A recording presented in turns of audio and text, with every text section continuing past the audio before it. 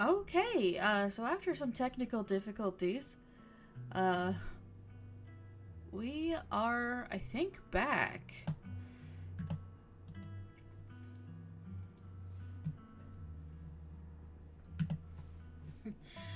That's a hell of a way to start the stream. First OBS crashed, then VODTube crashed, and then Scarlet Hollow crashed, and then my computer crashed.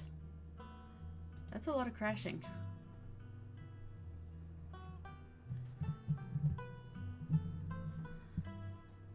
But damn if I'm not determined. So, we are going to load this. Continue. So a recap. Just a recap of episode 2. From now on, you're back at the estate by bedtime. No more impromptu sleepovers. Winnie can fix you some of Sybil's new blend. Maybe it'll calm you down a bit. I think you'll like today's mix. It's chaga and... sorry, that's Sybil, not Avery. I think you'll like today's mix. It's chaga and lemon balm. Should help ease your stress and tension. And if you feel like talking, I'll be all ears. I see you're a private person. I can respect that. You never know how someone might respond to hearing the truth of what you encountered last night. Have either of you seen Rosalina around town? I don't want to be a helicopter dad, but she hasn't been answering my texts, and I want to make sure she's isn't getting into trouble out there. Hi, Dr. Kelly. We were wondering if it would be okay if Reese could come hang out. Nothing strenuous, we promise. Whatever you two have planned is probably beyond what he can manage right now. Anyways. Stay home. Wait for the week to end. Don't keep putting yourself in the path of danger. This is all I ask. As you leave Tabitha's office, you take a moment to get your bearings, only to be interrupted by a sudden movement out of the corner of your eye. A girl carrying a bundle of snacks pops through a hole in the fence and disappears over the crest of a hill. She didn't. I guess the old Maxwell place doesn't cut it as a secret hangout spot these days. But the Shaw mine? That place was shut down like 100 years ago. After a collapse that killed 100 people. You pull out your phone and dial your cousin. What is it? You know I'm in a meeting. A kid just snuck into the Shaw mine. I figured you should know. What? Are you serious? Why do things keep happening to me? Whatever. I'll head over there as soon as I can. Just stay where you are and wait for me, alright? God, I don't even know why I'm trying to reason with you. It's not like you'll listen. My dad is a foreman at the continuous mining facility, and he says they only abandoned this mine because there wasn't enough coal left. So it's actually really safe, and we can hang out here wherever we want. Correction. Your father was a foreman at the continuous mining facility. We'll see if he even has a job tomorrow morning. My dad says our house is haunted. Kanika is interrupted by a pair of thunderous knocks. Wait a second. Where'd the three of you run off to? Are you kidding me? There's something in the darkness before you that's much louder, though you don't hear it. You feel it in your chest like the deep growl of a predator. What do you think you're doing? Get away from there! Your cousin dives towards you, but not before the light from your phone illuminates the chamber. Hello, are you alright? Wait, Becca and Alexis are still down there. You can't just leave them here. I know which way they were going. They'll listen to you this time, I promise. The three of you manage to squeeze through the entrance just as the walls of the mine come crashing down. Tabitha doesn't say a word as the car cuts along the darkened road. You collapse in Tabitha's dusty guest bed, your head empty of thoughts. After your time in the Shaw mine, you barely even notice the dust. When you close your eyes, your thoughts drift to Alexis and Becca, terrified and alone, if not already dead. And when you close your eyes, or wake up, sunshine filters in through the dusty windows of the estate as the dull aches of last night's activities throb in and out of focus. You managed to survive a second night in the town of Scarlet Hollow. Will I be able to survive a third is the question. As you pull yourself out of bed, you can feel the soot and grime of the Shaw mine still stuck to your skin. We're taking a shower. You step into the guest bathroom and into the shower. The water's hot and, surprisingly enough, clean. Thank God. As steam fills your lungs and soot washes down the drain, you...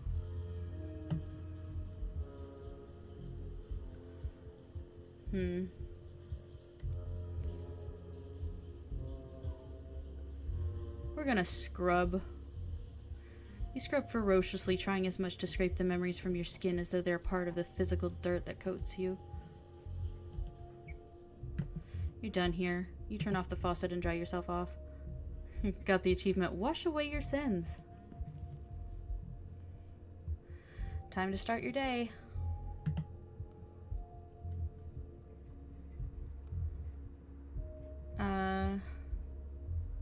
We're gonna message the group chat. You pull out your phone and open up your group chat with Stella and Kanika.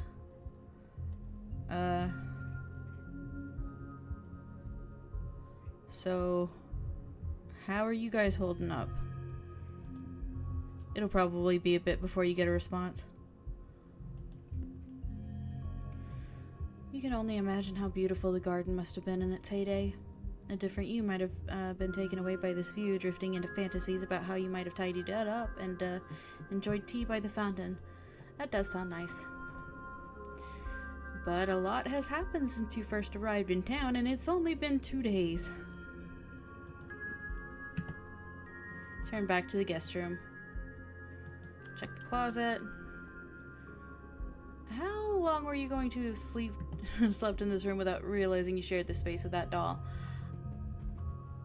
I'm a doll lover, so hopefully it doesn't get up and move while you're not around. We're gonna pick it up. You pick it up to examine it more closely. Its foot reads, "Property of Alexandra." You put it back and close the closet behind you. We're gonna head downstairs.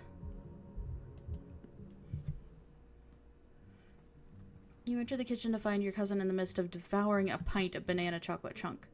She isn't alone. Frou-Frou glares at you from her usual spot on the counter as a red-haired woman busies herself trying to tidy the best that she can. You have to imagine that the fresh face in the kitchen is Janie. Tabitha did mention she comes in on Wednesdays to clean. Tabitha's gaze swivels from the woman to you, her glare intensifying.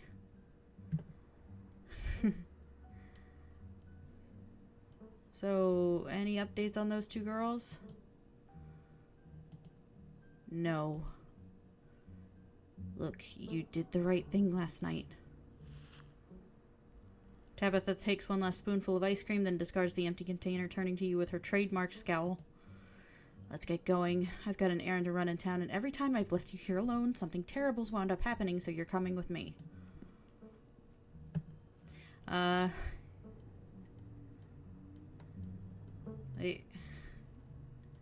Alright, I guess. Great. Janie, lock up when you leave, please, and don't go rearranging anything. I'll know.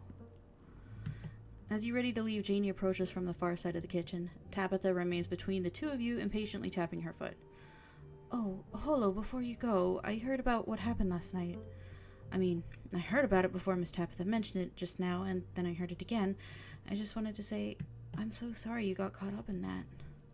I'll be praying for those poor kids. I can't imagine how scared they must be.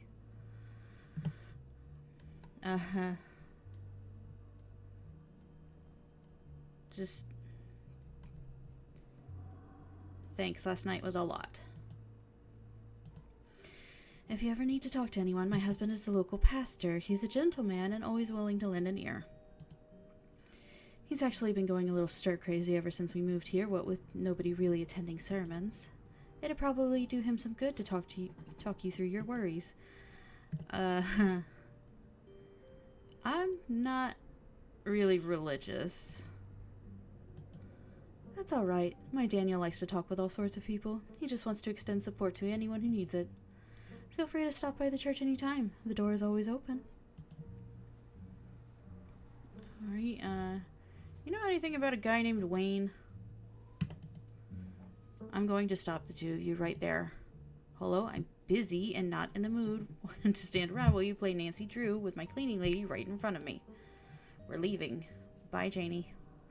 Alrighty then. Be safe out there, you two. Tabitha practically drags you from the estate, one hand clasped firmly around your arm.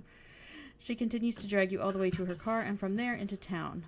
The ride into town's uneventful. Unsurprisingly more focused on the road than making conversation. Alright, we're just popping into the general store for a few minutes. Okay. After everything that's happened, it's nice to just go on an errand. Exactly. You and Tabitha turn as the door to the general store bursts open. A flustered Kanika exits, shouting behind her. Fine, okay, keep coddling him. Keep letting him get away with stuff you never would have let me so much as think about. I'm sick of carrying this family. Kanika storms off, the door drifting slowly shut behind her. Ugh, other people and their drama. If more people kept things to themselves, they'd be a lot happier. It's very Hemingway of you. Worked out great for all his characters, and for him. Books are for children. I read expense reports now. We're burning daylight. Come on already. The bells of the general store chime as you cross the threshold. The smell of old wood and steamy herbal tea flood your senses, making you feel instantly at home. Good morning, you two. I hope you're doing well after last night's activities. Morning. Is the new blend ready? Of course. Although if you'd like to keep Miles company, Tabitha and I will be just a minute.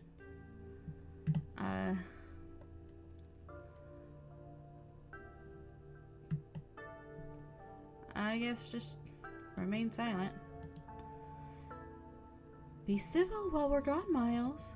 Miles rolls his eyes.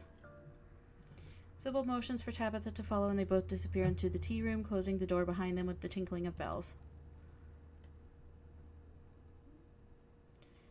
I guess we'll just chat with Miles. So Miles, before you can finish your thought, you're halted by the tinkling of bells announcing another patron. Or in this case, another two patrons. Well, if it ain't Holo. Bo, this is Miss Scarlet, cousin. She was there with Stella the night in the woods. A pleasure to meet you, miss. My name's Bo. I'm Duke's boy. Hope you've been faring better since all that unpleasantness. Ha ha ha ha ha ha. No. Things have gotten worse. I did hear whispers about what happened up at the mines last night. So sorry to hear about those young ladies. And Scarlet Hollow ain't so safe this week, it would seem. How have you been? Oh, I can't complain. I miss old Birdie, but there's nothing I can do for her now except protect the rest of my brood. And things won't so much as step foot on my property.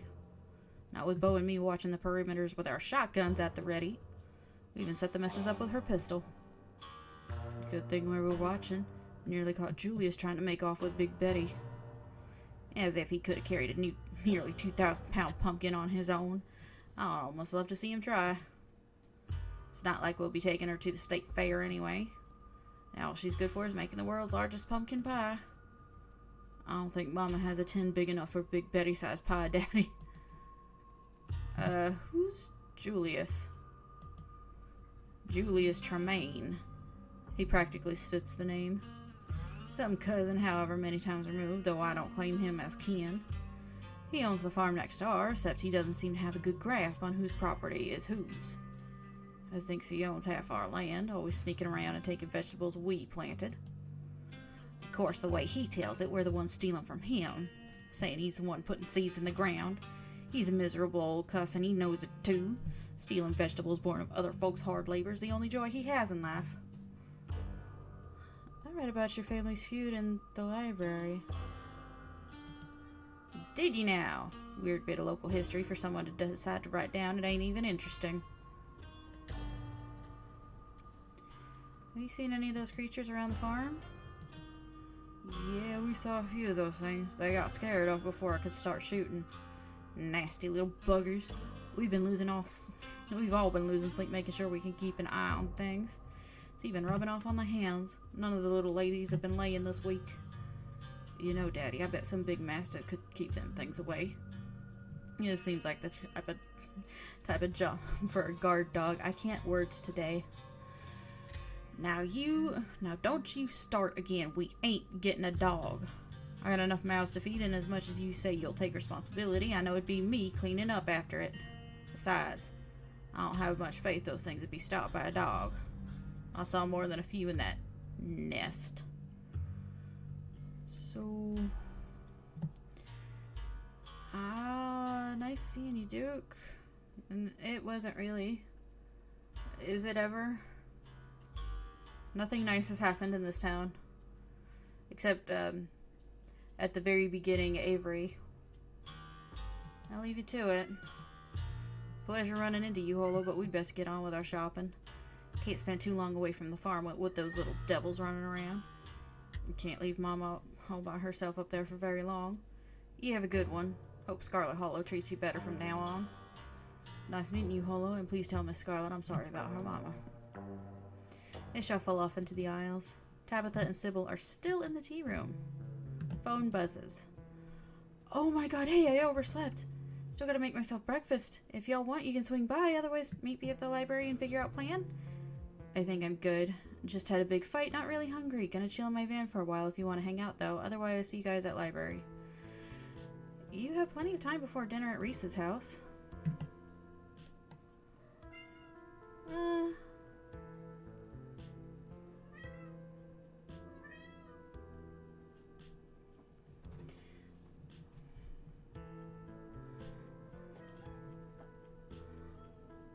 I'm gonna go ahead and wait for Tabitha and see where this goes. My cousin will probably be back any second. It's best just to stay put. You and Miles share an uncomfortably long moment of silence as Duke and Bo continue to shop. So, sorry about your friends. Gee, thanks. Turns back to his phone. Doing okay? Miles glances up at you, eyes narrowed. Don't talk to me like we know each other. You're just Kanika's weird friend. I don't even remember your name. Being on a phone 24/7 is weird.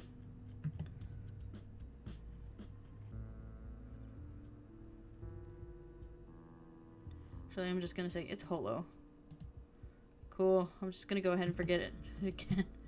Miles returns to his phone.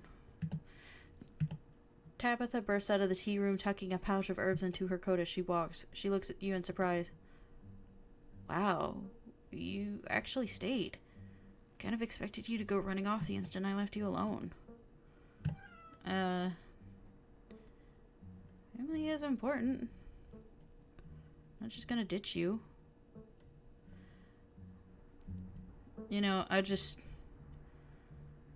seen what happens when I go off and do things on my own. Good. I'm glad to see you finally learned your lesson. I got a couple hours to spare. I'll pick up some sodas and we can get out of here. I don't like lingering where anyone can just walk up and start talking to me.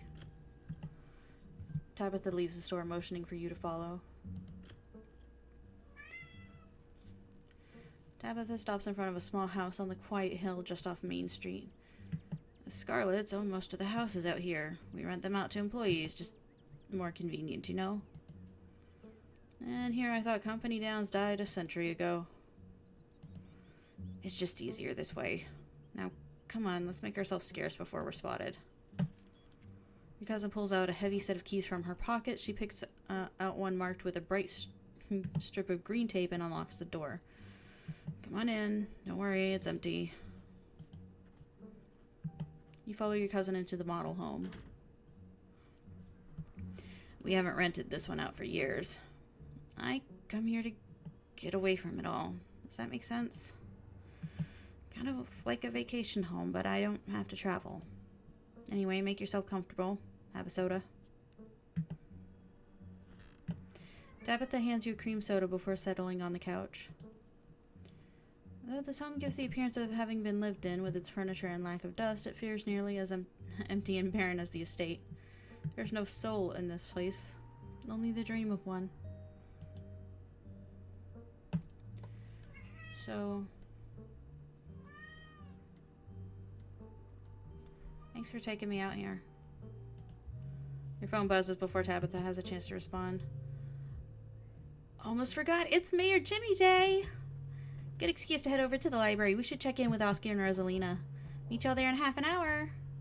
I totally blanked on that. Been having a weird/foggy morning. Wild that they're still doing the Mayor Jimmy thing even after last night. Do you think news has spread yet? But yeah, we should go see Oscar. See y'all soon. Somebody's popular. I guess it's time to see the dog, Mayor.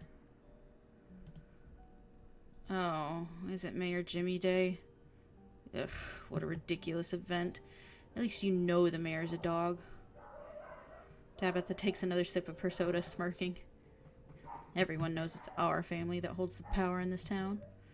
Still, it sounds like it could be kind of fun. Even I can admit it's funny watching everyone fawning over the little guy in his mayor getup. Yeah, count me in. We can finish our soda and head over. I can fix her!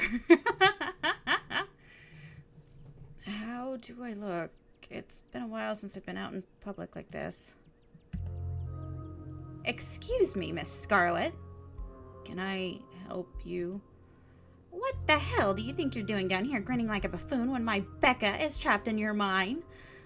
I swear to God if your name is Karen. What exactly are you doing to try and dig her out? I don't see you lifting any rocks. What? I got my guys working around the clock dish to get her out of there. I don't see what me running a couple errands in the morning has to do with... I don't want to hear it. You should be up there right along with them. It's your damned fault she even managed to get in there. Why wasn't the entrance more secure? We're asking for something like this to happen. Whatever happens, I will be pressing charges. Do you want involuntary manslaughter to be one of them, or do you want to get your ass moving? It's Becca's fault she got stuck in there, not Tabitha's. Your daughter's the one who decided to wander into an abandoned mine. Maybe you should have kept a closer eye on her. Yeah, what legal grounds do you even have here? There are signs, the place is boarded up, I did my legal duty, and you don't have a leg to stand on, so don't try to threaten me. I'll find a lawyer who knows how to nail you for everything you're worth, mark my words. Those are children in there. How could you be concerned with anything but their well-being, you heartless cow? If anything at all happened to my baby in there, you better be scared as hell for what's going to happen to you and your precious family business. The Scarlets have sat up in that big comfy estate for too long. It's time somebody took you people down for the reckless way you run this place. The woman storms off just as quickly as she stormed in. God damn it, she's right. I can't just hang out around town the day after something like that. It doesn't look right. I should be up there, even if it's just to oversee what's going on. If I'm supposed to run this place, I gotta get my head in the game. I can't slip up like this again. Tabitha's eyes straightening up, her scowl returns. Stay out of trouble. I'll see you after work tonight. Your cousin turns and heads back to her car, leaving you alone on Main Street. Library time. You enter the library alone. It's busier than usual, and a small crowd has formed in a corner of the main foyer. Hey, hello. Thank God we have something to do this morning. My family's been driving me nuts. Yeah, the gang's all here. I've been wanting to introduce Holo to the mayor for like the entire time I've known her. It'll be worth it. Trust us. All right, shall we? Aww. Yep, he's a dog. Some kind of collie by the looks of it. You can tell this dog is the mayor from his little sash and fancy top hat. There's a regal air about him, almost as if he knows the position of authority he's been elected to. They're herding dogs. They know they've got authority. You haven't met the serious man by his side, but you have to assume he's the mayor's handler. The mayor's little nose starts twitching as you approach. His doggy eyes shine with a curious intensity. He knows you have something. Offer him campaign contribution. You hold out your now slightly rancid bag of boiled peanuts. The mayor's nose twitches eagerly at their strong odor, and he's on them in a flash, ripping through the plastic and devouring the soft-shelled legumes. Drop it, sir. Drop it. Generous campaign contribution. Donate to a local politician. Oh my god, I love the sense of humor in this game.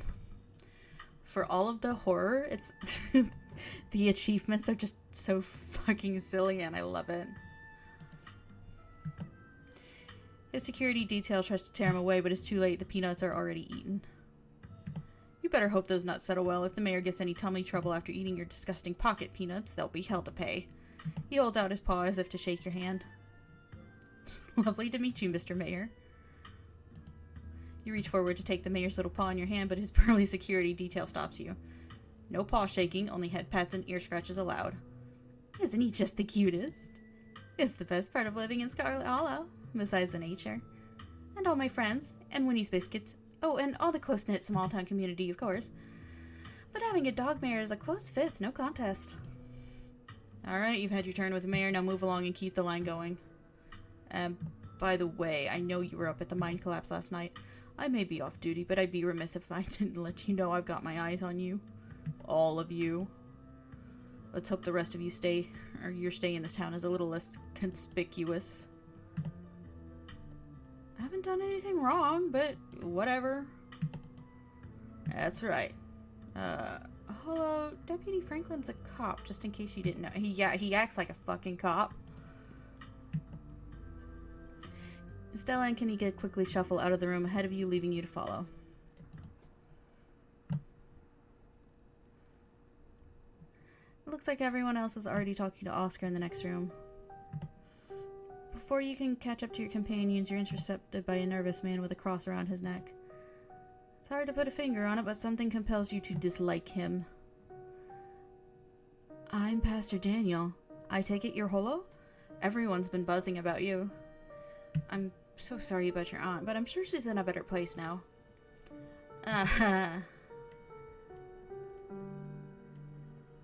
So, Janie mentioned you this morning. That woman is the light of my life. I'm so glad she's there to help your cousin through this rough patch. So, I doubt she's in a better place. It sounds like she was kind of awful. Oh, I'm sure she wasn't that bad.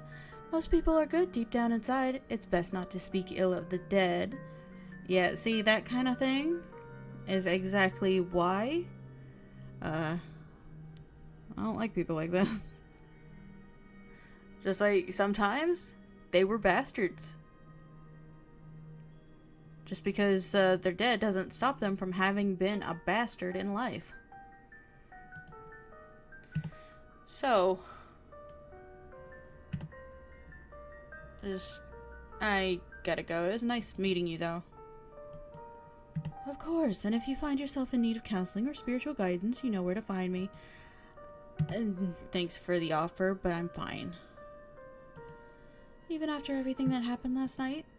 Not to doubt your resolve, but I know I would need some serious praying to work through the emotions from something like that. I had to pray over it anyway, and I wasn't even there to witness it. If you ever feel like you're struggling and could use a good listener, you know where to find me. Well, it's lovely to meet you, and you have a blessed day, Holo. The pastor leaves you behind and joins the line to see the mayor. Nothing to do now but catch up with your companions.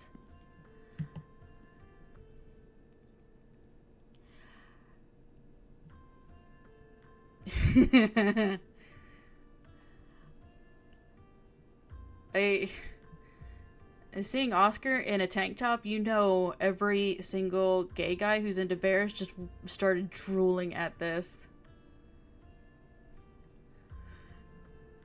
You find them already talking to Oscar deeper into the library. Are you sure we can't just get it over with while the sun is up? I don't know if I can handle getting scared shitless in the dark 2 nights in a row. I wish we could, especially since I'm not particularly excited about going back in there after dark either, but I'm pretty sure it only comes out when the sun goes down. Yeah, there's no way I'm going in there until that spirit is at full power. I want to be sure we get the best evidence possible. This could be my one shot to get real proof of ghosts. I'm not going to waste it just because I'm impatient. Y'all are gonna be the death of me. And you're sure there's nothing we can do for Rosalina right now? I don't think so. She's been locked up in the back room all day, hasn't been very interested in talking to anyone. I think the best we can do is stick to the plan, ghost bust the house clean, and give her a real bed to sleep in tonight. I just hope it's possible to get rid of this thing. This is a pretty serious ghost infestation. Is that what you'd call something like this? I believe it's called a haunting, but ghost infestation also sounds good. I suppose we're the ghost hunters, so we'll call it whatever we want. Anyways, I'll be bringing all the ghost hunting supplies anyone could ever need, so we should be set on preparations. The only thing y'all need to bring is an open mind. We'll fix this. Heck yeah, we will. Yeah, whatever this is, we'll get to the bottom of it tonight. Thanks, guys. I really appreciate it. Well, if we're not doing the hunt now, I guess we should head over to Reese's. Absolutely. Come on, Holo, time to go bother our friend. I'm gonna get back to it. See y'all tonight. Time to go. So, I finally met Pastor Daniel. It was only a matter of time until he tried to pull you aside about grief counseling. When my dad tried, I had to ban him from the general store for a week. He wouldn't stop leaving these little pamphlets at the checkout. I don't know where he finds so many. Yeah, His vibes are bad. I'm glad you feel the same way. There's just something about the way he's always smiling. It's so creepy. The man was grinning through all of my dad's funeral. I'll never forget that. And I don't mean that in a stigmatizing mental illness kind of way. There's just this little siren that goes off every time I see him that tells me to get away from him. That's exactly how I would describe it too. The whole town feels the same way. Now that I think about it, he must be pretty lonely. He can look for friends somewhere else. You mind if I invite Tabitha ghost hunting? Please don't. Oh my god, yes! Can you imagine how much fun that would be if she actually shows? Stella, come on. I know you think you have some sort of bond with her, but she's awful. She isn't even nice to you. You just haven't given her a chance. Maybe she comes along tonight, the two of you will finally get along. No.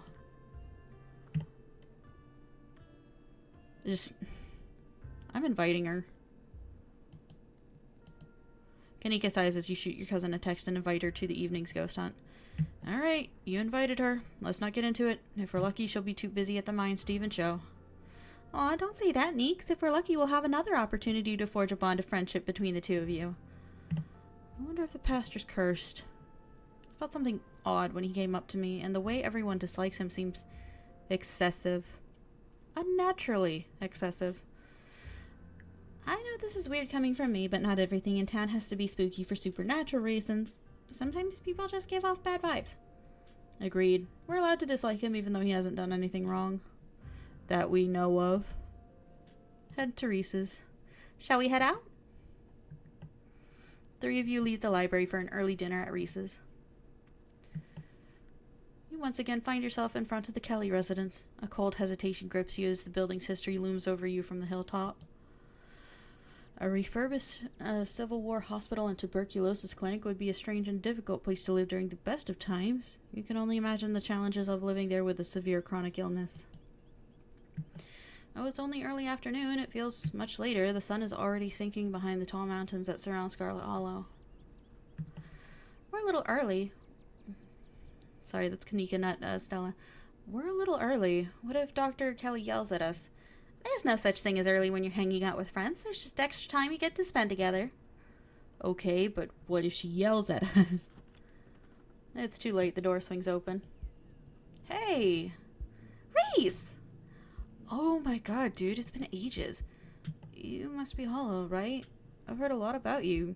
Estella's been relentless about making sure I got all the Hollow updates. Are they here already? I knew you'd show up early, Stella, and I knew you'd probably want to help me cook, too. What can I say? I make an excellent sous chef. The house feels cold. Not only is there an odd chill in the air, but the building itself feels too sterile and comfortably tidy to the point where you're nervous to touch anything. If it weren't for the aroma of store-bought dinner rolls baking in the oven and the unsettling artwork hanging on the walls, you'd be half convinced you'd wander into a real estate showing. So how can I lend a hand? By sitting down at the table and not puttering around in my kitchen. I made sure everything was done well in advance, so the only thing left are the dinner rolls, which shouldn't be too long. Then we can have a quick dinner and you can leave my house and go about your business. I was kind of hoping to see Reese's new art. We still have time now, right? You aren't seriously considering subjugating your friends to your disaster of a room, are you? It's not that bad. You can still see the floor. Dr. Kelly raises a single questioning eyebrow. I don't mind a little mess. Yeah, I doubt it could be any worse than the way I keep my room. Yes, okay, fine. As long as you stay out of the kitchen, I don't care what you get up to. Cool. We'll be just downstairs. You won't even know we're here.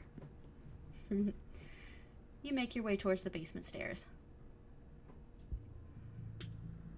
The basement is what you might expect out of a tortured artist who spends all his time confined to his studio.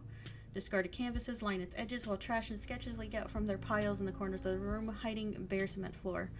Ghoulish faces coat the walls in paint, sneering out at their creator. I like you. Your mom is so scary. She can be a little intense, kind of overprotective, which I guess makes sense. Anyways, make yourself comfortable. You'll have to forgive the mess. I've been distracted lately and haven't been cleaning much. So, Stella told you about everything that's happening.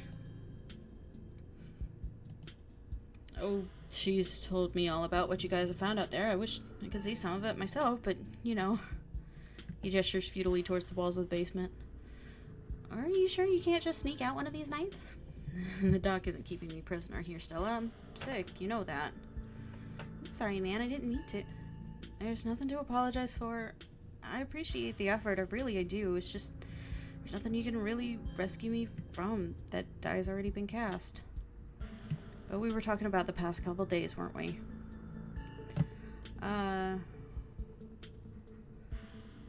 You have any thoughts on the ditchlings? Yeah, they've been coming up to my window at night. Wait, really? Is that why you texted me that they looked like something out of your nightmares? Yeah, I thought I was hallucinating. I hadn't put it together that we might have been seeing the same thing until just now. I've been sketching them, actually. Tell me what you think. He pulls out a sketchbook from one of the piles in his room. Okay, that's exactly what I saw on my way home last night. What does it mean that they've been lurking around here, though? I don't know, but I like the company. They're kind of beautiful in a sad way, if you ask me. I agree to disagree with you there. Those things are going to be stuck in my nightmares until the day I die. What do you think's going on with Wayne? Who? You know, the guy who's been following Hollow around being all ominous. Oh, yeah, a slasher creep. I appreciate the classic Jason vibe he's got going on. Here's hoping he doesn't live up to the look, for all our sakes. What do you think of my cousin? She was always so distant and mean. I probably would have thought she had it out for me personally if she wasn't like that towards everyone, or if I thought she even knew my name. But people change. Maybe she's nicer now. She's still terrible. You guys just never took the chance to get to know her. She's actually really funny and sweet. I'll pass. Thanks. You think the town is doomed? I think everything's probably doomed at some point, but I guess that's answering a different question. Do I think the town of Scarlet Hollow is on the brink of collapse? Probably not, but it's not like I've got a lot of perspective on what it's like out there. There could be rioting on Main Street, and if Stella or the doc didn't tell me, I just wouldn't know. I would totally tell you if there was a riot. Would Dr. Kelly tell you, though? I mean, I hope so, but the point is I'm trying to make is that other people are my eyes out there. Your whole situation's got to be rough with. Thanks, but I've been dealing with this thing for a while, so you don't have to feel sorry for me. I've come to terms with the way the rest of my life is going to be. You're so macabre, Reese. You make it sound like you've been sentenced to death. You haven't, right? Not exactly. No one really knows what's wrong with me, but it's been getting worse. I can barely keep most food down. My skin always itches like there's worms crawling underneath it. I could live for a long time or a short time. No one's sure. But I'm definitely not going to get better. Whatever time I have left is going to be miserable. So I've done my mourning. My best years are behind me. My future is unknowable. But one day I'll wake up in a I'll wind up in a pine box, just like everyone else, and I'm okay with that. Dang, Reese. I may be a goth, but that's some real nihilistic shit. We'll make sure to come by more often from here on out. Friendship heals all wounds, right? Thanks, guys, but you really shouldn't worry about me. I have my art. I'm doing fine. Really.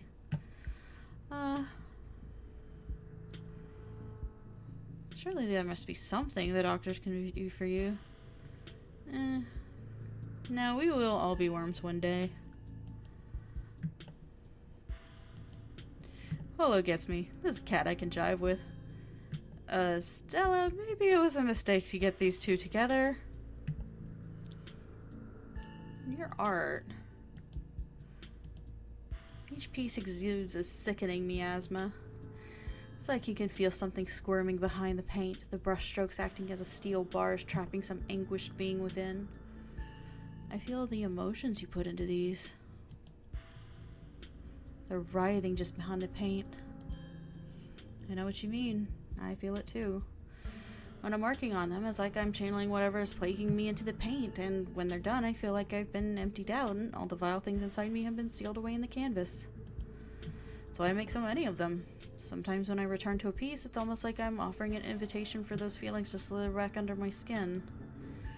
Or some pieces I can't even look at. I hide them until I forget they exist. I'd rather not let those particular feelings back in. It sounds kind of like therapy. That seems healthy. Probably. Yeah, art therapy. Sounds like it should do you good. Being empty must be better than being full of bad thoughts, right? I think so. It works for me, at least. So, the three of you go way back, huh? Almost to the womb. And the school here is a tiny K-12. It's not exactly a one-room schoolhouse, but not far from it. We're lucky we all got along as much as we did. Some kids weren't able to make any friends their own age. They just happened to be born around the same time as some real jerks and were stuck with them through their whole school career. Poor kids. Not that we were free from dealing with jerks, like a certain Scarlet I could name. Okay, she was a little rough around the edges, but she was pretty friendly when you got past that. Maybe to you. The way she used to look at me, you'd think I rolled in something foul every morning before school. Same here. Though, to be fair, the feeling was more mutual between us. She deserved it, though. That's quite a movie collection you got. Any recs? Let me think. Oh, have you heard of Shino-Chi Deathblood? I saw that for the first time recently, and it blew me away. Excellent example of both Japanese horror and found footage done right. We could even put it on after dinner if you guys are interested. Dang, I would usually be down for that, but we gotta head over to Oscar's after this. We promised we'd ghost bust his place. He's apparently been dealing with a bad haunting. I feel like we should really be there for him tonight, considering everything that's happened. He and Rosalina both need our support right now. I'll take a rain check on that movie, though. Yeah, we'll definitely come by for a movie night this week. I'm free tomorrow night. Same goes for Holo. I should probably work tomorrow, but I can close up early. So, do you want to come ghost hunting with us? Oh wow, do you think you'd be down for that? We'd love to have you. Yeah, it'd be great to have you along. That would be so amazing, but I haven't had the best luck leaving the house lately. Even just walking to town is enough to put me in bed for a week. It sucks. Make sure you bring your camera, Stella. I want to see everything that happens. So, dinner's got to be ready by now, right? Almost on cue, Reese's mom shouts from the kitchen, "Dinner's on the table!" Guess that's it for catching up. Make sure you all wash your hands with soap. I don't want anyone sharing their germs at the dinner table. Sure thing, Doc. Yes, ma'am.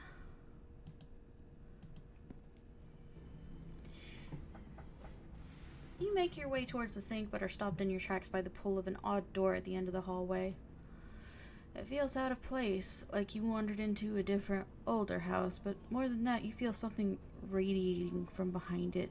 Something dark and cold. You felt this before, with the dusty tunnels you so narrowly escaped last night. An oppressive hum, like a muted scream heard through layers of rock, trying to draw you towards it. You feel lightheaded. You're compelled to approach the door, drawn in as if hypnotized. Something wants you to find it. There's... oh my god, there's so many. Open the door, open the door, open the door. Snap yourself out of it. You do your best to snap yourself out of it, turning into the bathroom and dutifully washing your hands before joining your companions at the table. Dinner's already laid out. Dinner rolls, spaghetti, a light salad. Kanika anxiously picks at her food. Stella is nervously talkative, and Reese is suddenly quiet and tense, his shoulders tight as his mother perches on the chair next to his. Dr. Kelly eyes all of you with a sharp, fierce gaze. She sits opposite you at the far head of the table, her features silhouetted against the light of the setting sun behind her. She's the town doctor. This dinner might be a good opportunity to question her about recent events. Pills. She slides a few tablets towards Reese. He obediently swallows them. Nice claw there. This is excellent, Dr. Kelly. Is the pasta sauce homemade? No, it's from a jar. I work too many hours to make my own pasta sauce. Well, you have excellent taste in brands, and if you ever want tips on easy home-cooked pasta sauces, you know I... No, thanks, Stella. I have the internet if I need recipes. Thanks again for having us, Dr. Kelly. We really appreciate it.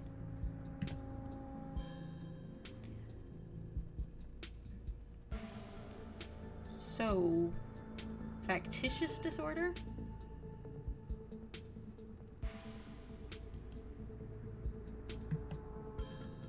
Of course I have. I went to medical school. What's factitious disorder? Silence falls over the dinner table. It's where someone pretends to be sick or makes themselves sick on purpose, or does it to someone else. Oh. Great dinner rolls, Dr. Kelly. I didn't make them, I just put them in the oven. The silence returns. Seconds feel drawn out like minutes. Aside from Reese's mom staring down at the table, nobody's making eye contact with anyone else. Small talk.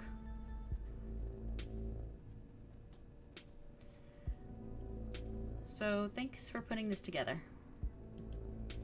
I don't usually have to cook for so many people. I'm just glad there's enough for everyone.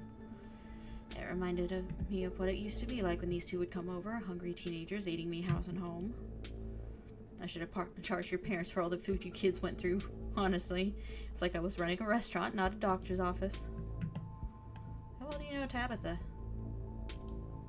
Not very. I'd know her a lot better if your family didn't seem to be so afraid of doctors. I can count on one hand the number of times she's been on my office. No wonder everyone but that old Edward Dean died so young. Hopefully your mother was better at taking you to doctor visits. I wouldn't be surprised if there was something genetic at play, and it's much better to catch those things early.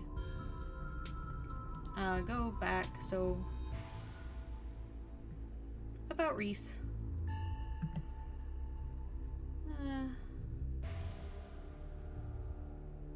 Reese is a talented artist. You must be pretty proud of him. He has a lot of skill, only through practice and dedication. I can't say I understand a lot of his pieces, but of course I'm proud. Thanks, Doc.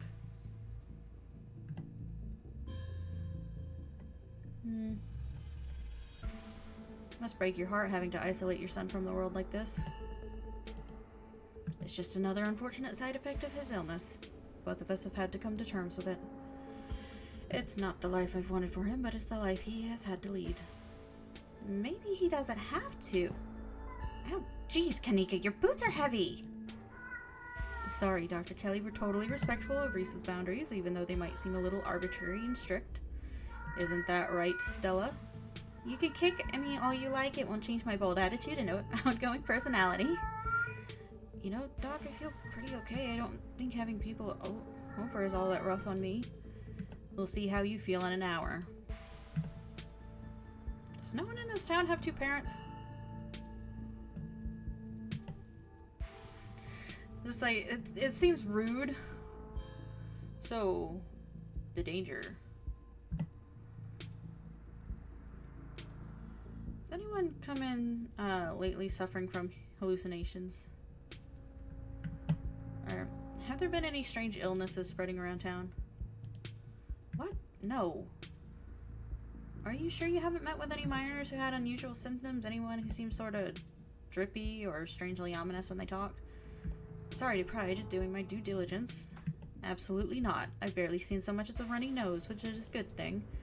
If you're so concerned about the mind, why don't you have Holo just ask Tabitha? I have no interest in violating HIPAA for your weird little investigation into nothing. Do you know Sam Wayne? Sam Wayne? Dr. Kelly takes a moment to think. No, doesn't ring a bell. Someone you know? Someone who's been following Holo around. Super mysterious guy. We have a reason to believe he might be caught up in some sort of weird illness at the mines. He definitely looks like he could use medical help, so let us know if he shows up or anything. If there's someone harassing you, you should get the police involved. This isn't any of my business.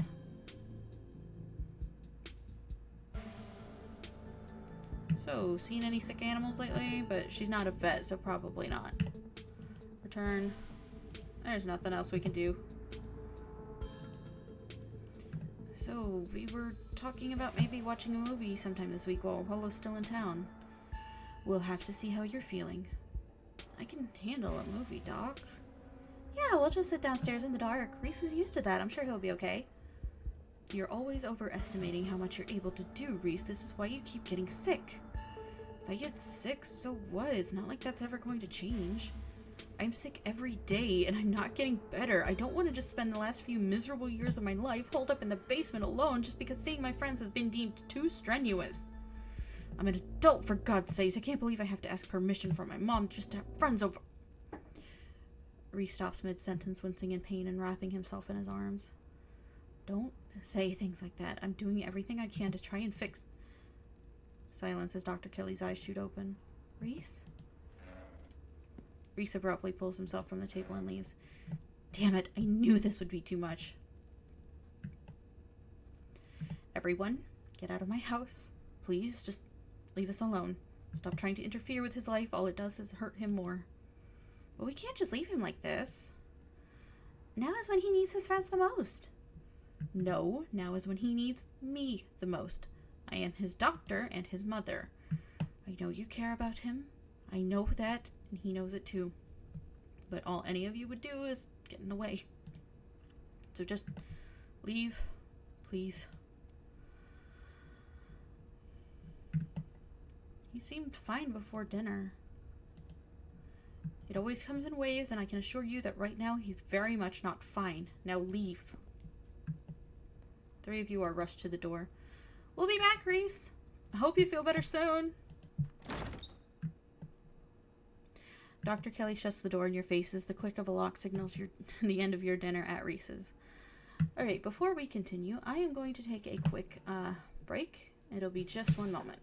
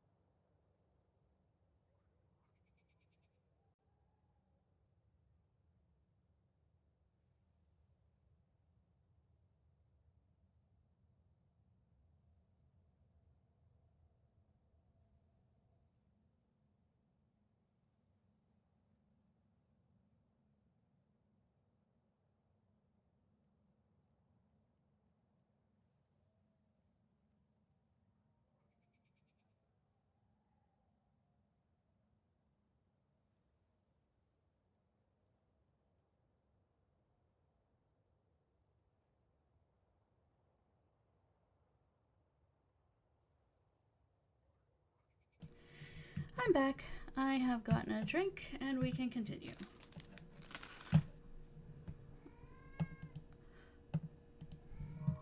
You really think Reese's mom is poisoning him?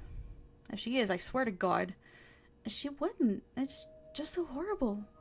Who could do something like that to their own kid? And for so long? No, there's no way. Y'all are barking up the wrong tree. It seems far-fetched, and it's definitely rare, but I don't think we can rule it out. That door in the clinic felt like it had the same pull on me as the carving in the mines. Do you think something's back there? I don't know.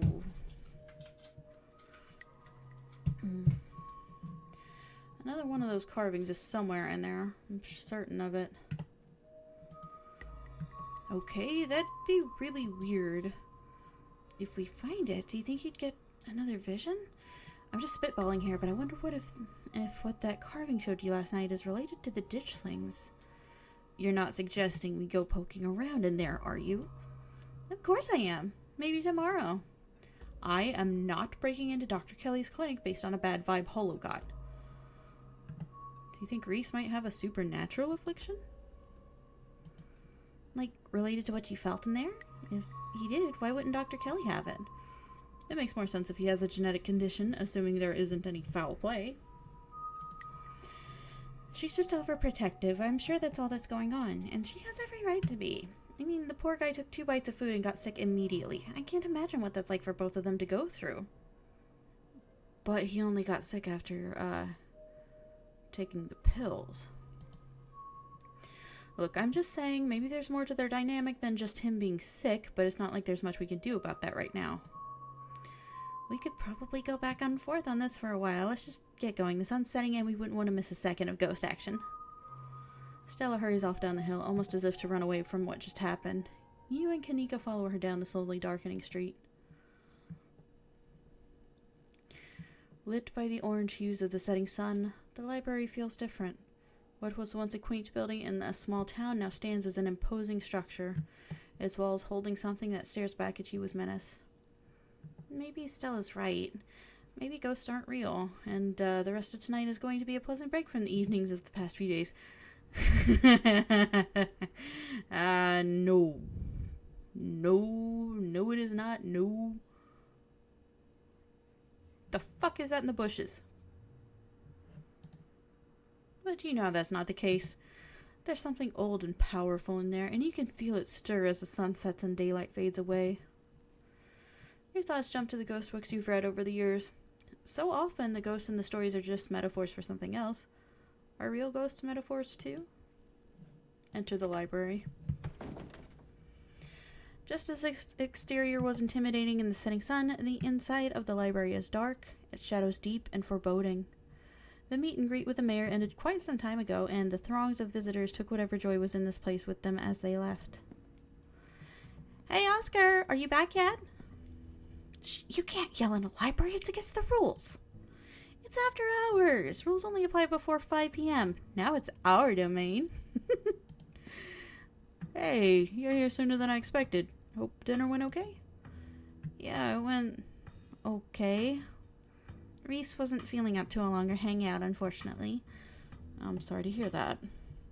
It's okay. It just means we have more time to hunt ghosts. I've come fully loaded. Got my EMF reader, temperature gauge, spirit box, infrared camera, UV light, video camera, salt, flashlights for everybody in case the ghost messes with the electricity, parabolic microphone, Sharpies, and paper for automatic writing, matches, and candles for rituals. Oh, and a Ouija board. I know they're toys, but you never know what might come in handy. Wow, this is a lot of ghost hunting stuff for something that was so last minute. Do you just have this stuff to go in a bug out bag or something? Of course I do. I actually stashed a couple bags over here overnight after I got back from the mines.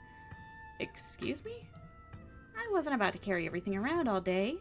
This way we can go in light and pop out to grab more stuff once things start getting spooky. I may never have found any compelling evidence of ghosts, but that's not for lack of trying, and after last night, I'm more than ready to try again. There's something back there. I can feel it. Really? This is so exciting. I can't wait to finally see a ghost. Yeah, exciting's a word. We'll see how you two feel about that once things get started. Yo, don't rush off ghost busting without Zane. No way was I gonna forget your promise, Stella. Zane, glad you could make it. I was confronted with my own mortality yesterday for the first time, so I'm desperate for answers about the afterlife to ease my troubled mind. Now let's go mess with some ghosts. I hope my house is big enough for 5 ghost hunters at once. If this is everyone, we can go ahead and... That's everyone. Wait, what about Tabby? What about her? She's not here. Let's get started. I guess she can catch up to us once she gets here. Well, if y'all are itching to get started, it's through the back. Follow me. You and your companions grab some equipment from one of Stella's carefully stashed bug-out bags before heading to the back, towards the junction connecting Oscar's house and the library. Looks like the sun is almost set. This is when stuff usually starts to kick off. I haven't been back inside for a week, so I have no idea what to expect. Hey! There's no way you're doing this without me. Rosalina, we talked about that. No, you talked at me about it. I'm sick of other people making decisions for me. I just want to be able to live in our house again. I'm going in there and sleeping in my room tonight, no matter what. We're bringing Zane with us, so we might as well. It's our house, too. Exactly. I don't want to be coddled just because you're scared. If Zane is coming, I have every right to be there, too. She's got a good point, Mr. G. You're right. I'm sorry, Rosa. Just let me know if it gets to be too much and you want to leave, okay? Thanks, Dad. Now let's go get our house back. You cross over the threshold and enter Oscar's living room. Family photos line the walls, and stacks of books sit comfortably on wooden furniture. And there's that feeling again. Like the mines, like the door to the clinic. A dusty, suffocating, dizzying feeling. Something is in this house, though whether it's a ghost or something worse, you cannot know. You can imagine long winter nights reading by the fireplace without a care in the world, though. Okay, looks pretty normal for now. I don't remember the picture being on the floor, but that could be non-supernatural. None of my equipment is picking anything up around the picture. But I'll set up a camera in case it falls again. Could be important evidence. You might want to save your cameras for Rosalina's rooms. That's where I've seen the ghost manifest. It's just down the hall. Oscar and Kanika startle as the door swings open. Seems I made it just in time. Let's get the show on the road. I don't have all night. Tabby! Great, she's here. Wow, Holo, you really brought the whole gang together today. I have every right to be here, Kanika. My family built this place, you know. Yeah, I know. We all know. Holo, what made you think what made you think inviting her was a good idea? Hey, I like her. We're friends. She looks so smug about it. Really? No, I'm just here chaperoning. Wow, Holo, do you have any idea how hard it is to get these two in the same room? This is amazing. Yeah, amazing. That's a word for it. It sounds like we're in for an interesting night. I wonder if the ghost will even show with this many people around. Ooh, wait, is it just me or does it suddenly feel colder? It sure does. I definitely feel that. The temperature gun says it's actually a couple of degrees colder, but that's normal. Rooms and hallways are sometimes colder than other parts of the house. Whoa, a genuine cold spot. I gotta snap a pic for posterity. Is that it? This isn't very scary. Alright.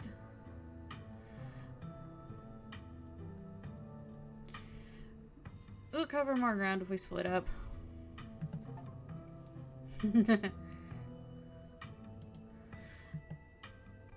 Sure, me and my cousin can search the least dangerous room, like a bathroom or a closet. No, absolutely not. I think we all know how that would go, Ghost Hunter. No, splitting up is always a recipe for disaster. Yeah, you're probably right. If we discover a ghost here, we should discover it together. That's not exactly the angle I was going for, but okay. Ew, once we find the ghost, how are we gonna get rid of it? Like, how does one bust such a thing? Well, my ghost hunting kit has symbols from every major religion, assorted holy books, a bunch of salt, and some jars for ectoplasm. And if worse comes to worse, we could always use the Ouija board to politely ask it to leave. Ouija boards are toys. The only power they have is scaring kids at slumber parties. I think I'd rather not take the chance. One ghost is enough to deal with. I don't much like the thought of opening the door for something worse. Wow, you've never been this superstitious, Dad. This ghost really has you freaked out. Okay. Oscar takes a deep breath before continuing. Let's head to Rosalina's room. Follow me. Whoa. This is where I've seen it. It appears on top of the stain. Yeesh, that's gotta be tough to scrub out. Doesn't the county own this house? Do they know about the damaged carpet? Have you seen your house? I don't see how that's relevant. Weird. Oh, I didn't mean to bump my mic. I'm not getting anything. It's not even cold. It's the same temperature as the living room. Words. Nothing on the EMF either.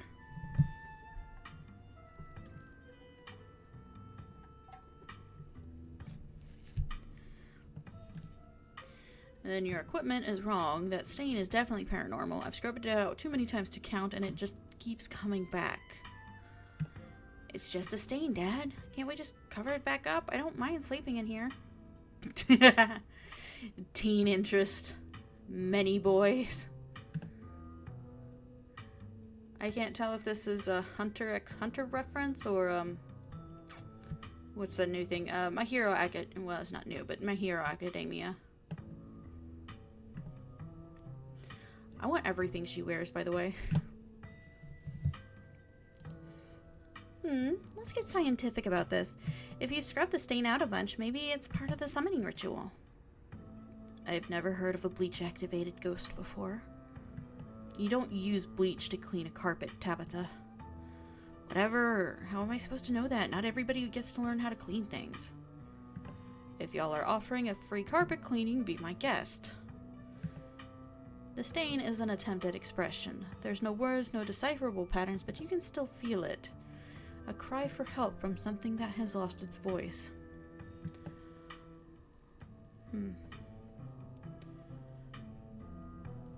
Have you tried tearing up the carpet? In a house owned by the government? No, I'm not messing with their carpets. I'd rather scrub ghost blood out of it every day than have the government take me to court for destroying their property. Don't worry, I'm sure they'll just take you to court for neglect instead. Did it not occur to you that there could be a leaky pipe under the floor? I hate to agree with Tabitha on anything, but some kind of structural damage does seem likely. Tearing up the carpet doesn't seem like such a bad idea. And plus, there might be something written under there. In blood. Only one way to be sure. Stella excitedly starts tugging at the corner of the carpet. Oh dear. You're doing the government a favor, really? Ooh.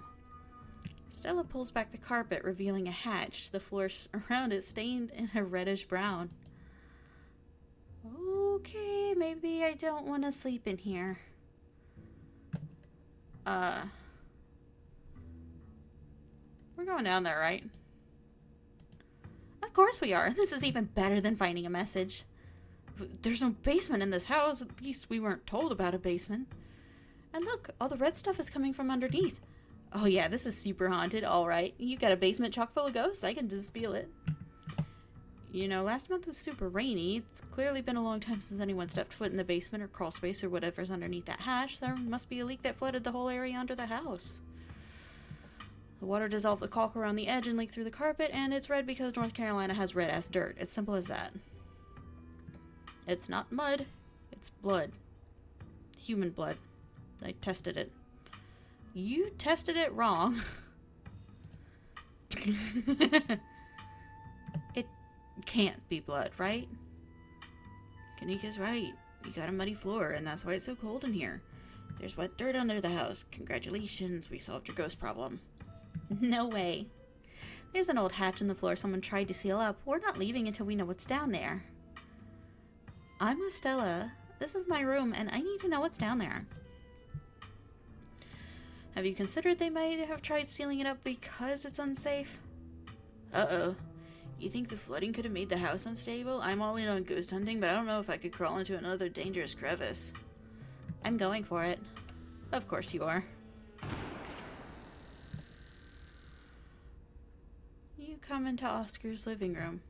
You can't tell what time it is. Your friends are nowhere in sight. At least, physically, this is Oscar's living room. Spiritually and mentally, you've been ripped to some other place. The building feels colder, and there's something about the air that feels wrong. It's stale, and with an undercurrent of mold and earth. It makes you feel claustrophobic, as though you're in a coffin, each breath depleting what little oxygen is left. How did we end up back here? Where is everyone? Did we pass out again? Was there a gas leak in the basement or something? Is fainting some kind of weird family thing? Is there a genetic condition I need to be worried about? Not that I'm aware of. Nothing like this happened before you got to town. Who knows what sort of nastiness was festering in that basement? Your cousin marches to the front door and opens it. Why does it look like Oscar's house is in front of us? Didn't we just leave? I must just be misremembering things. Let's go. Okay, what if the others are passed out in Oscar's house or somewhere deeper into the library? Then going back for them won't do them any good. If they're not outside the library, we'll call the cops and let them take care of it. We don't want to end up passing out again, or of no use to anyone like that. Two of you cross the hallway and open the door. Oh! Ooh.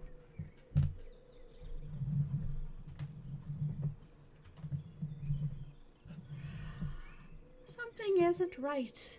It feels like a late summer afternoon. The air is warm and wet, and the scent of flowers drift on the breeze. Yeah,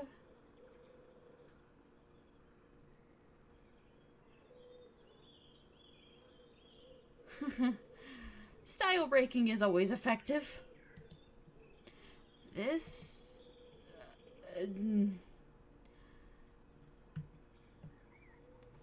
creature behind the thorns. Oh. It's one of the bad omens Stella and I found in the woods. Ew.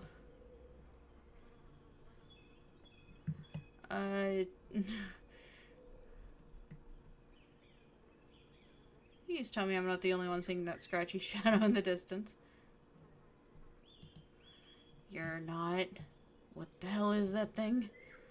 Am I having a stroke? Are you having a stroke? Are we both having the same stroke at the same time? Damn, Tabitha, what was in that cream soda? Excuse me, it was just normal cream soda, and you had it hours ago. This has nothing to do with me. There's gotta be an exit somewhere. We just have to look. Do you hear music? Oh, hi. Movement stirs as a figure cloaked in shadows rises to attention. Stella? Who are you? What are you doing on my property? Huh?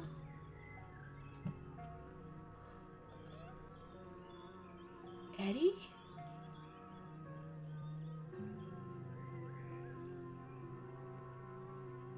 What? I thought Oscar said the county owned this place.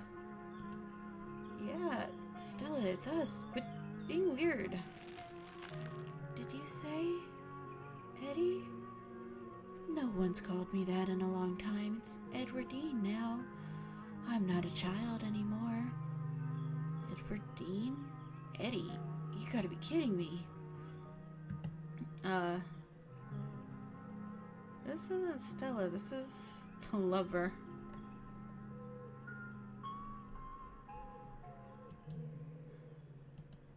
What are you talking about? There's a Look, I'm just telling you what I know, and what I know is that this isn't Stella right now. Okay, fine. I'm just going to pretend you didn't say anything then. I wish I could say the same. You should have stayed gone. You absolutely shouldn't have shown up here of all places. If you're caught, I don't think you understand what Father might do. I think I missed a line. Play along. Okay, what is this? Some kind of scene? Wow, great job. You got me. You can stop now. I can't. It's not that easy for me. My brothers were sent to Normandy, and now I'm the only Scarlet left besides Father. I have responsibilities, Charlie. Shut up. Shut up!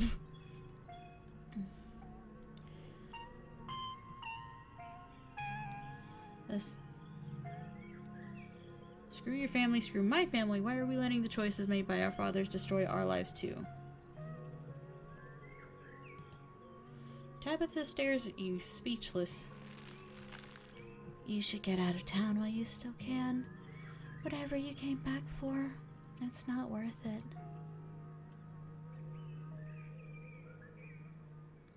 What I came back for isn't worth it, but you are. I won't leave the holler without you. If you change your mind, I'll be around.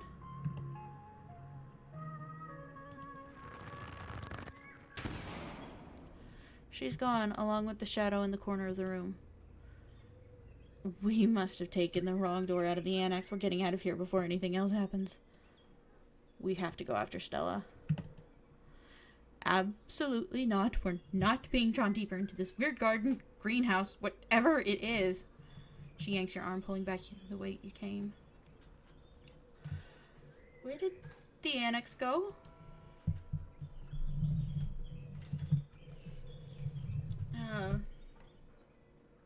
We're just gonna open the door. You step forward and open the door. Oh, lovely. Bells ring as a cacophony rages outside. The door in front of you pulsates as figures unseen bang against it. The shaded figure from the garden stands in the corner, ever so slightly more defined. Are you kidding me? This is messed up. We need help. God, please let this call go through. Tabitha anxiously taps her foot as she waits for her phone to connect. Hey, it's... What? No, Tabitha, didn't you see the caller ID? Stop interrupting me. Can't you hear what I'm... Your cousin's cut off by the dial tone of a disconnected call. Great. She couldn't hear a word I said. Looks like we're on our own. Okay.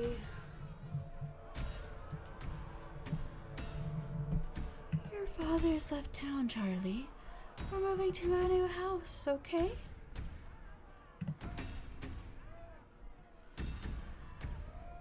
Okay. He can't come back. We gotta live somewhere else now, but that'll be fun, right? There'll be new kids to play with. You can show them your little dolls. Hurry, sweetie, we don't have much time. Yeah,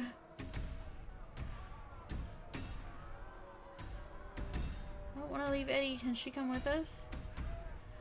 Like, I get the symbolism, a sacrificial lamb, the innocents being destroyed, rioting, that run out of town on a rail for, Sam what's-his-face, puppet on a string, and a bloody pickaxe, which means murder. Eddie again.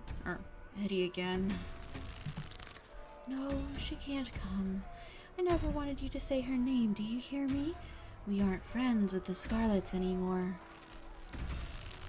Oh God, they're outside. Are those torches? We don't have time, Charlie. We have to go right now. The mother is whisked away, leaving you and Tabitha in the empty room.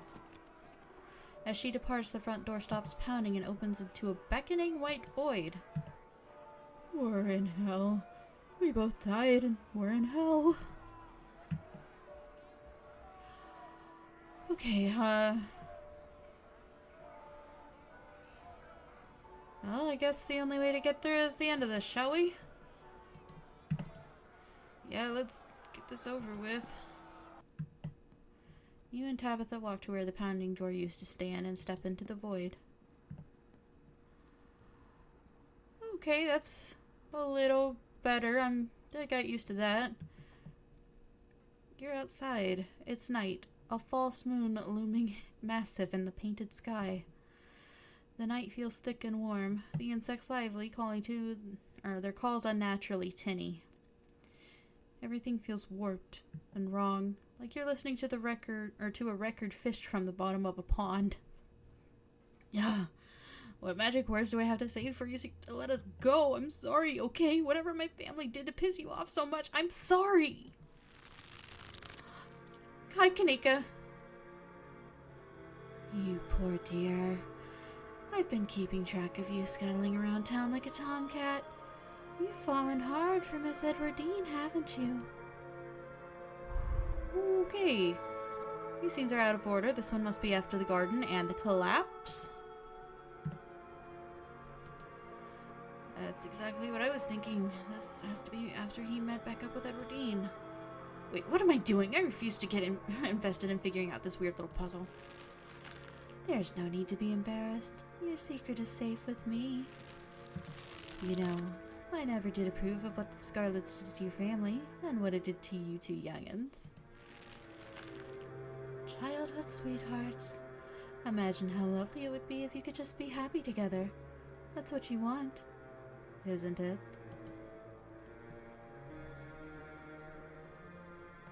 So, that's all I want. What should I do? She said youngin', so I guess we're talking to an old person, aka someone who's been dead for a really, really long time. I'm sure by now you've realized the young lady doesn't plan on leaving with you. It's not for lack of desire, as you well know. It's Enoch. Even if you dragged her over town limits, his hold on her would make sure neither of you were ever happy again. Just think of what happened to your poor mother and father. Do you want that to be the two of you?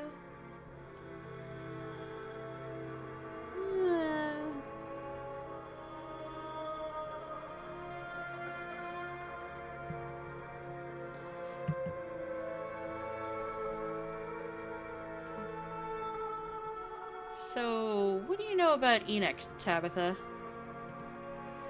Our great-great-grandfather, he was in charge of the mines when they collapsed. I don't know much besides that, so don't bother asking. So, my mother loved his money. As soon as it was gone, so was she, and then all he loved was booze. Me and Eddie aren't like that. What do you even know about my parents? And the powers at work here are much stronger than your love could withstand. You need to break the bonds holding her here. Then you can both go free. No more misfortune. Not for you. Not for anyone else bold enough to step foot outside the holler. The witch mime's handing you something, though her hand is empty. Everything you need to know is on that map.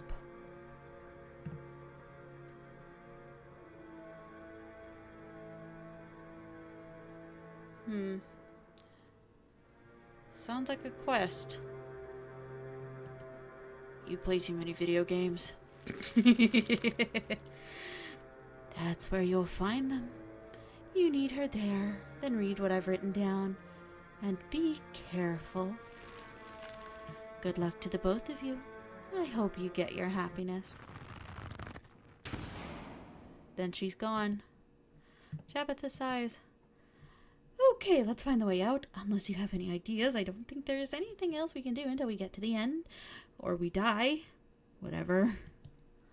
Before the two of you can leave, a smell hits you. Sweating, suffocated flesh with a tinge of the saccharine and stomach-churning scent of decay. There you are. I would have found you sooner, but the resident clearly doesn't want me here.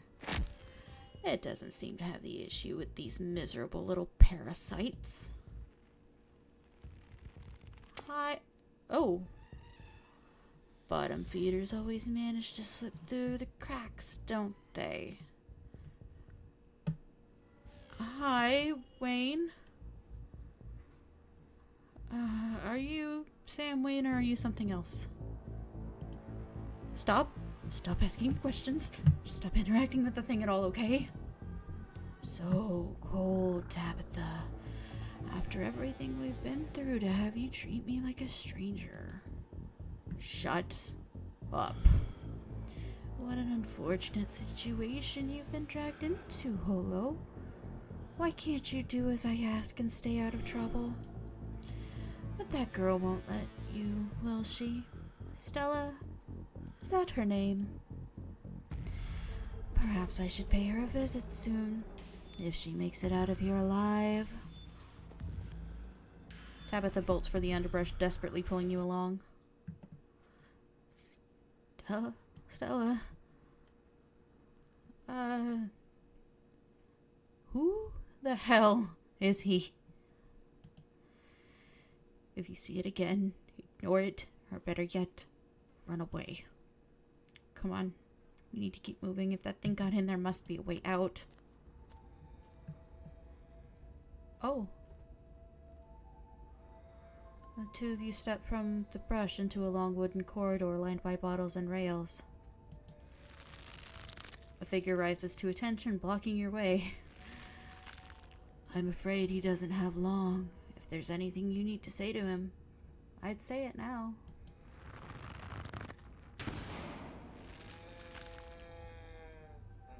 As the caretaker is swept away, the room pulls itself to you and you find yourself looming over a deathbed. The father lies in its center, looking pitifully small. I'm sorry, boy. Sorry I let my troubles drive your mama away. I'm sorry those troubles mean I'm leaving you all alone now.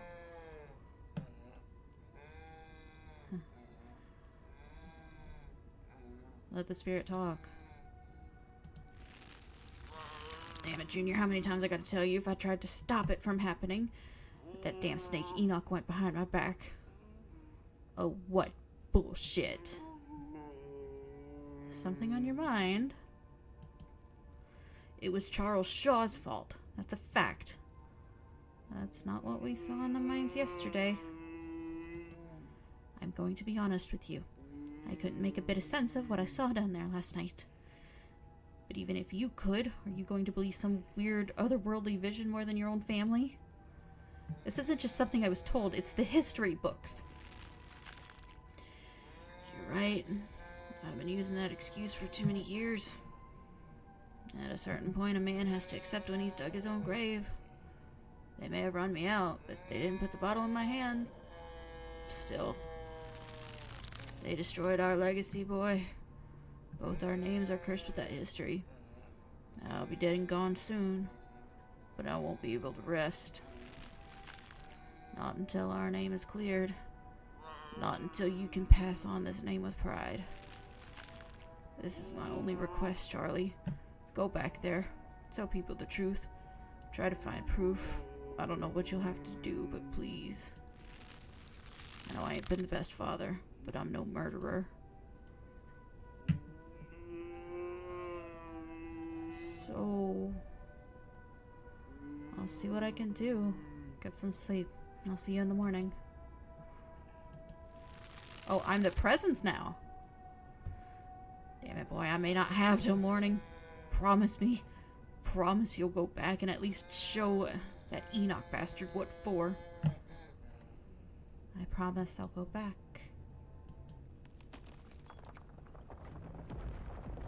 You watch as the father's body seizes and falls through the sheets, taking the rattling pile of bottles with him. This ghost is so full of it. Your cousin steps forward and disappears through the hole left in the bed, leaving you to follow.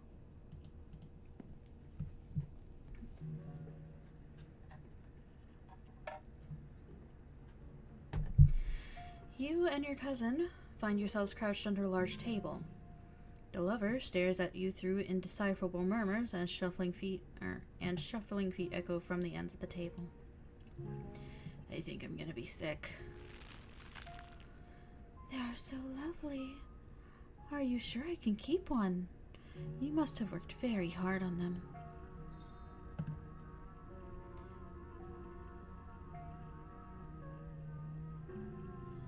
Right,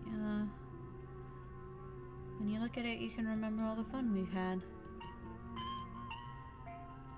So now you and Stella are both doing baby voices. Don't expect me to let you live this down if we get out of here. I'll try to keep it away from my brother so they don't smash it. Though I wish I could make it move like you can. And you can even do the voices. You know, you could probably make real money if you put on a show for people. Dang, even possessed still is how you're trying to monetize her. Oh my god. That's the plan. I want to be a traveling performer. Why don't you come with me?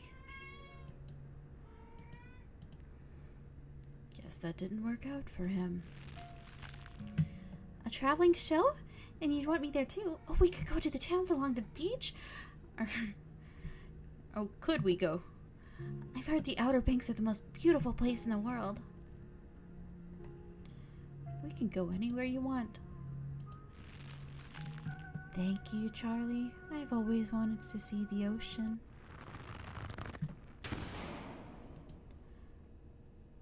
There. Are you done now, Charlie? Can we leave? Everything crashes to a thunderous black before you or Tabitha can get in another word.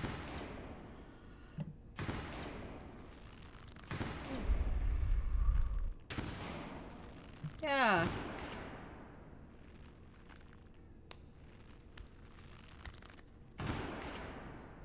A single spotlight remains illuminating a trapdoor in the center of the stage.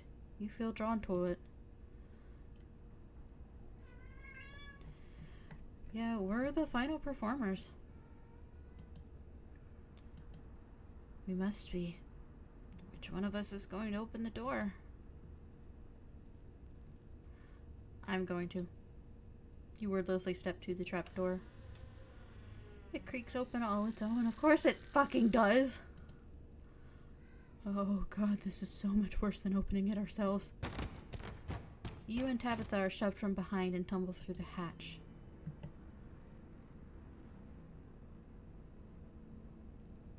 It took some digging, but it's there. The map was right. That means there's hope, Eddie. Whatever it is that Enoch did, we can undo it. We can be happy to get...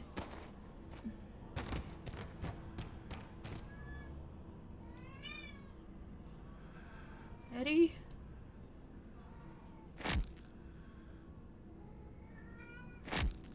Well, that explains why the head was deformed.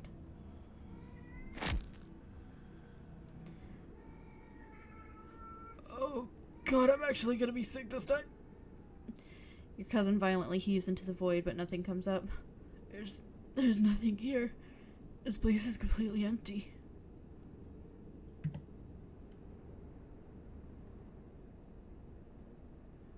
Okay.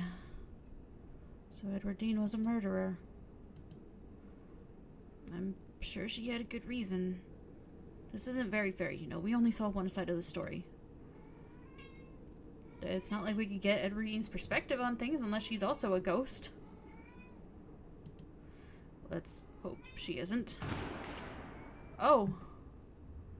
We're on trial. Do you repent? Do you repent for your crimes? Their names are back to normal.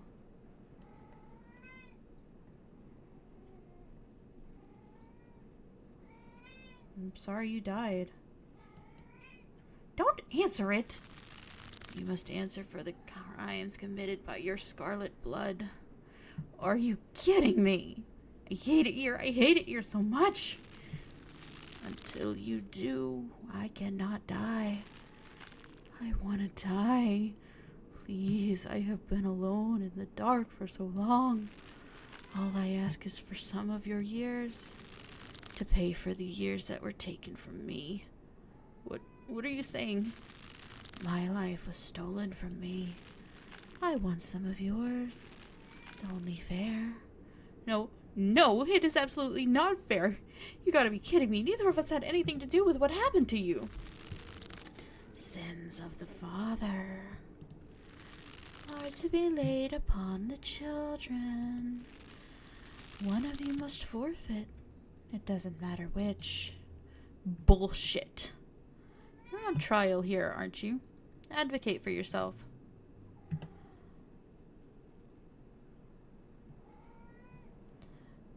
Yeah, I guess.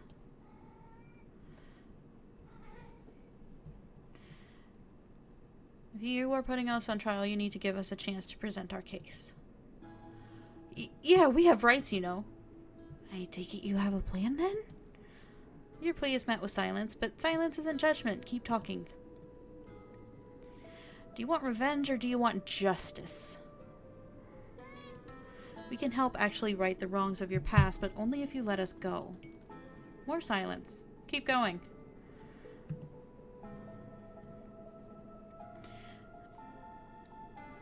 Alright, why should the sins of our forefathers be passed on to us? Were Charles Shaw's passed on to you? They kind of were. A fresh tension bubbles up in the air. You're almost out of this.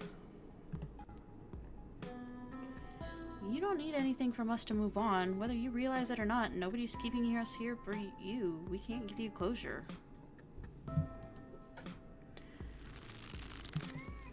The jury box is pulled away as you and Tabitha are brought face to face with the spirit. It's time for your closing argument. Screw your family, screw my family. Why are we letting choices made by our fathers destroy our lives too? Don't become in death what you hated so much in life.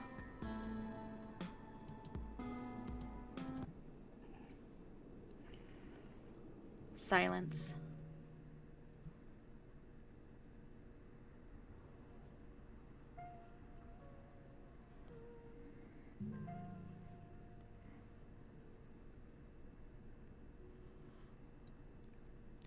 Did I do it?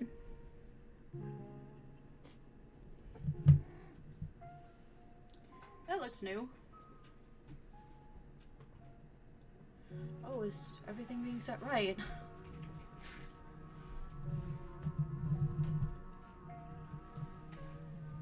It might be.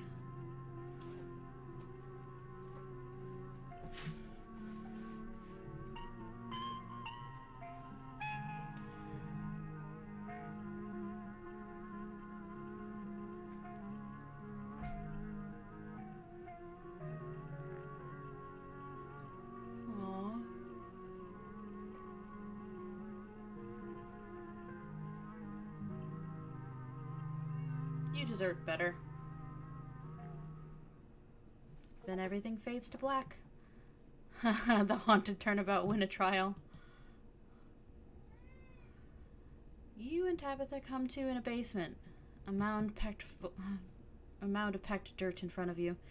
Your friends are nowhere to be seen, though Sybil remains standing on the stairwell as if she's been patiently waiting for you to get up.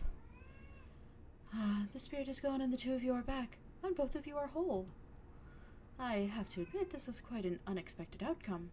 Excellent work, Holo. I hope you don't mind, but I took advantage of the distraction to free everyone else. They're outside. Take all the time you need to collect yourselves. I'll see you out there. Sybil heads up the stairs, leaving you and Tabitha alone in the basement. What kind of village witch thing does Sybil have going on? So, that actually worked. I've got to stop picking fights with you.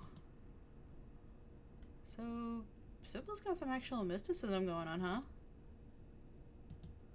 Yeah, I guess. She knows things. It's good to know someone who knows things. Let's just get out of here, okay?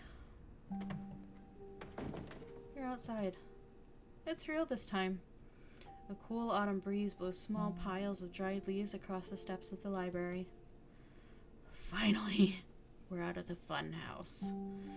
I'm gonna go wait by the car. The last thing I want to do after all that is talk to people. Tabitha doesn't wait for you to respond, pushing past you and heading towards the car. I'm gonna peace out too. Back-to-back encounters with my own mortality? I got a lot to ponder. See you, Rosalina. Zane walks off down the road. How were we supposed to know it would be like that? Things have been strange around town, sweetie. Now is not the time to be poking around in the supernatural. I thought you learned that lesson yesterday. But magic isn't real. I mean, it's not supposed to. God, that hurt. Everything is so sore. Willow, is it really gone? The house is clean. Say the line.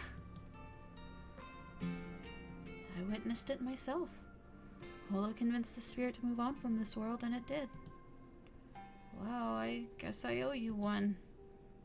I don't know what to say. Thank you so much. I'll do my best to make it up to you. To think that ghosts are actually real. I mean, I don't know what hard evidence we have, but we all vividly experienced the same thing. Stella's gotta be over the moon right now. I don't think she is. Where is Stella? I kind of thought she'd be excitedly rattling off theories by now. Oh, she's just standing there by herself. That isn't like her. I'm gonna go talk to Stella. You walk over to Stella. Oh, hey, hello. I'm sorry I couldn't get you out of there sooner. Sorry, I can't talk right now. See you later. She hurries off down the road. Yeah, I think we broke Stella. I think she took the brunt of things in there. She's having a hard time right now. Should we go after her? I think she just needs some time to herself. Stella's never been the kind to share her burdens, and I doubt that'll change just because somebody goes chasing after her. If anything, it'd just make her clam up even more. She's a strong girl. She'll be okay. I'm honestly surprised she and Zane are the only ones heading out right now. You've all been through something awful, and each and every one of you needs rest. Especially you, Kanika. We don't want that cold of yours to get any worse.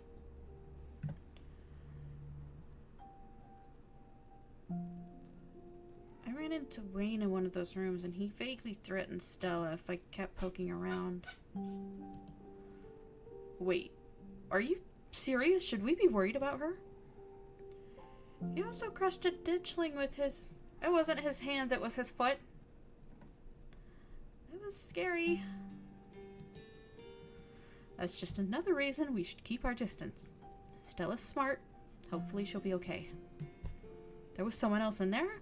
But that's my house. Rosalina and I lived there. Did he say anything else to you? We don't need to trouble Holo for any details. No one pay any mind to that man. He's just a drifter. He'll be gone soon enough. In the meantime, steer clear and he won't make trouble. I can't believe I let Rosalina go in there. How could I have been so careless? After everything she went through in the last day, how could I let this happen? None of us could have known about that.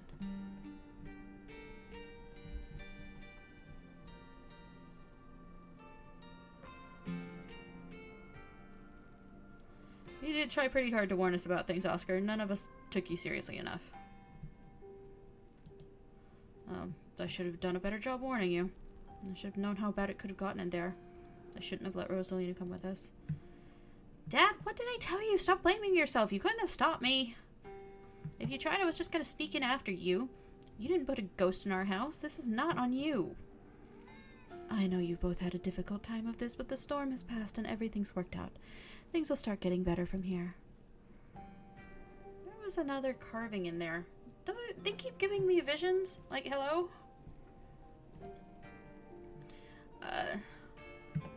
Wonder if these things are tied to everything supernatural that's been happening.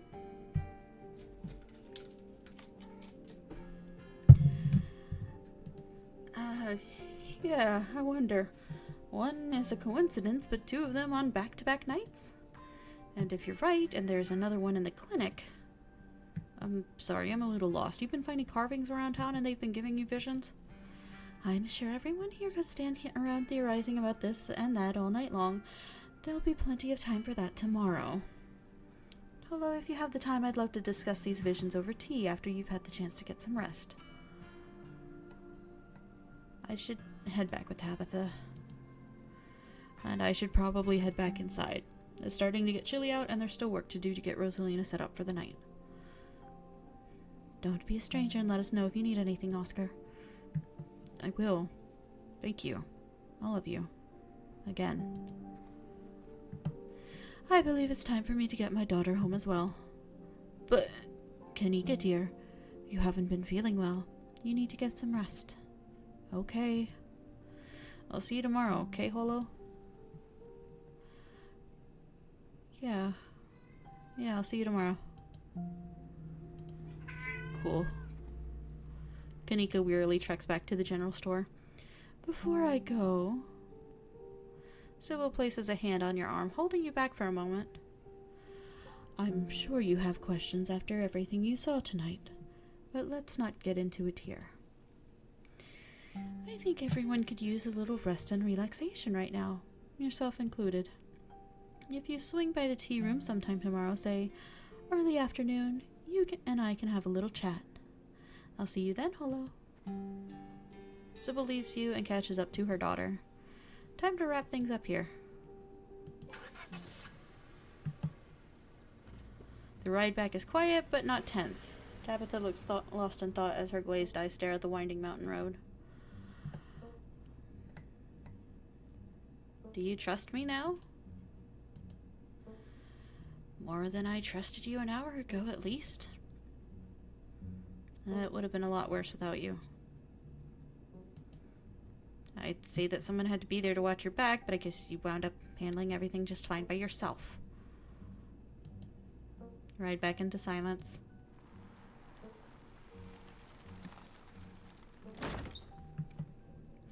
You're back inside. After the events of this evening, the howling winds and unsteady creaks of the estate almost feel like a warm welcome. Well, we're back. I still can't believe we made it out in one piece. I want to talk about Wayne. Really talk. Here we go. Do you think he's actually gonna hurt Stella? No. He's a creep, but I don't think he has it in him to hurt her. And I don't know if you noticed, but Stella is irritatingly resourceful. She'll be fine. Should kill him? He's obviously not dead, so no. Also, thanks for accusing me of murder. Love that. You really don't want me talking to him. What does he know that you're afraid I'll find out? I just know him. Please trust me when I say he's bad news. Why is he following me? He's a creep, stalking his ex's cousin. All the more reason not to talk to him. He's a different man now. Stay away from him. Is he all gross? He's sick or something, probably why he's such a creepy weirdo now. I don't know if it's contagious, but I wouldn't rule it out, so don't go near him. How did you know to call Sybil? Who else should I have called? The cops? I believe you've seen their competence on full display. Besides, I'm sure you've heard the old woman talk. If anyone in this town would have known how to deal with a ghost, it'd be her, right? Not that we needed the help, apparently, but how was I supposed to know you were able to just talk a ghost into submission? Yeah, I'm still traumatized. That's great. Now you're really a Scarlet. Let this be a lesson to you, Holo. I think it's time for me to turn in. That's a good idea. I'll talk to you tomorrow. Don't keep poking around looking for trouble. You just have to make it to the funeral. 4 more days, that's all. Then the bus comes. I'd like to stay in touch after all this is done. We've both got plenty of time to think that over. Anyway, night. See you tomorrow. Time to go to bed. You don't even notice yourself entering the guest room and falling onto the bed. Suddenly, you're just there, buried under your family's musty covers. It's Wednesday night. Nearly half a week has passed since you first arrived in town, and a little over half a week remains until the bus comes to take you home. The spirit of Charles Shaw Jr. has been put to rest, but disaster still looms over the town of Scarlet Hollow. Still, tonight was a good night, and you fall asleep with a gentle, well-earned smile on your face. Yamayugi, the Twilight Saga, and Resonant. Episode 4 awaits. We're saving. And that is going to be it for this stream. I will, as always, upload to YouTube. Thank you for joining me. And if you're watching this on YouTube, make sure to like and please comment. I'd love to know how I'm doing. If you think there's anything I could be doing better, I'd love to know. So I will see you all in the next one. Bye!